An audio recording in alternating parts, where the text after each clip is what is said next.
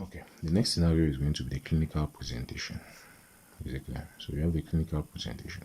So the clinical presentation is now going to be based on, we have seen already the resources and the courses. So that is what you're going to see. I've already seen on the diabetes. Now we are going to now visualize the clinical presentation by seeing the mechanism of the disease.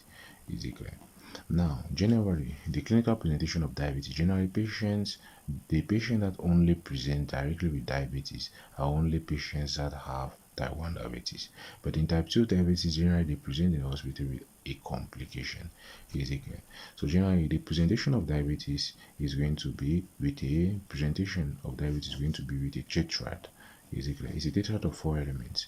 The first element of the presentation of diabetes is going to be polydipsia. So the patient has first polyuria. So he urinates too much. And he urinates too much because of the hyperglycemia.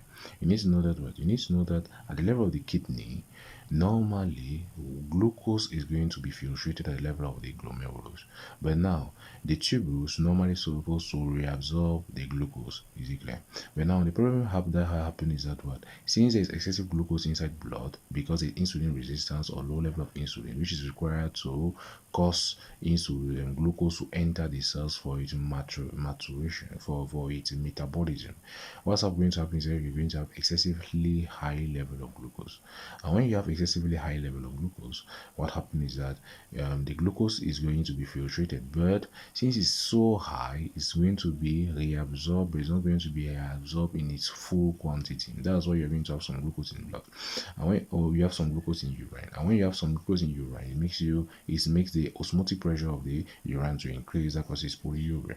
The next one is polydipsia. So polydipsia comes as a result of, so you're going to have the next point is polydipsia. Polydipsia comes as a result of an increased osmolarity of blood. Hyperglycemia is going to increase osmolarity of blood, and that is going to result in polydipsia. The third element, you have polyphagia. Now the question is, why is the polyphagia? In this case, the patient is going to have either an insulin resistance. Insulin resistance means that the cells they are not stimulated by insulin, or they are stimulated by insulin inefficiently. Is it clear? Or it means that insulin is not produced for glucose to metabolize for the cells to metabolize the glucose. Now, in case of polyphagia, what happens is that the blood is going to have excessively high glucose level, but glucose cannot be used. So in this case, the brain thinks that the body do not have enough glucose. So that's why the patient, to compensate the mechanism, the patient is going to eat more, but it's going to also lose weight. So you have also weight loss. Is it clear?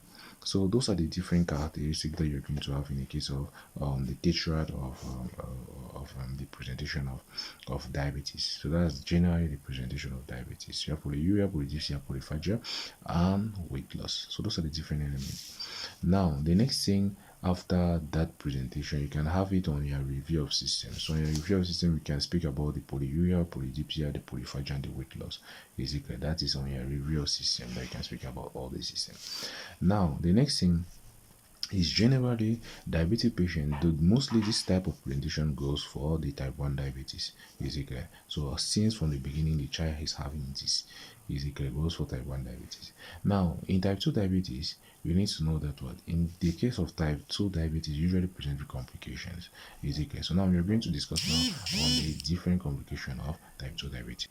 Now, for the complication of type 2 diabetes, divided into two. We are going to have acute complication of type 2 diabetes, or acute complication of diabetes, and we have chronic complication of diabetes. Both of them have acute and chronic complication in type 1 and type 2. Just that in type 1 diabetes, it mostly presents with acute complication, while type 2 diabetes mostly present with chronic complications. But all of them are going to have these same complications. You have acute and chronic complication. Now, so acute complication, you're going to have one, hypoglycemia. So that is the first acute complication that we're going to have.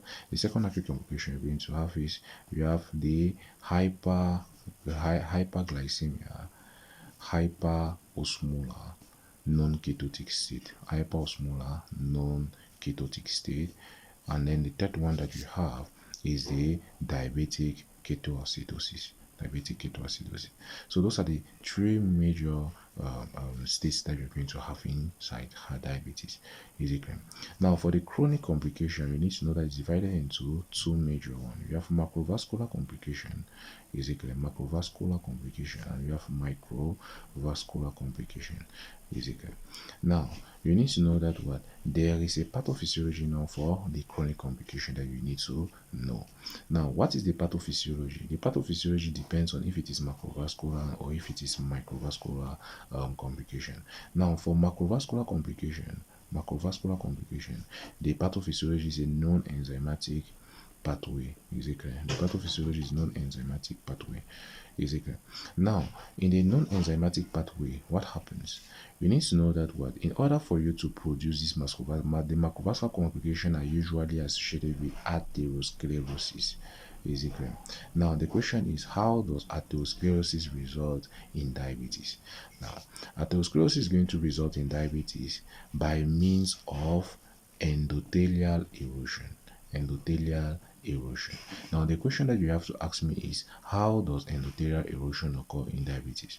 Now, you need to know that what normally in hypertension, you're going to have endothelial erosion in case where, since the blood pressure is very high, it's going to erode the endothelium, which is formed at the level of the blood vessels. We all agree with that. But now, in case of diabetes, there is no a patient that is diabetic and is not hypertensive is still going to have the endothelial erosion. Now, the question is why? So to explain this, you need to know that what you need to know that you have what is called hyperglycemia. So a patient that has diabetes has uncontrolled hyperglycemia. Is it clear? Uncontrolled hyperglycemia. Now, that uncontrolled hyperglycemia results to what? The glucose that is present inside the blood is going to non-enzymatically, without any enzyme, is going to bind now with the the proteins which are located in blood, such as the globulins, the alpha, the beta, the gamma globulins. Are going to bind with different proteins, and are going to produce the primary glycated body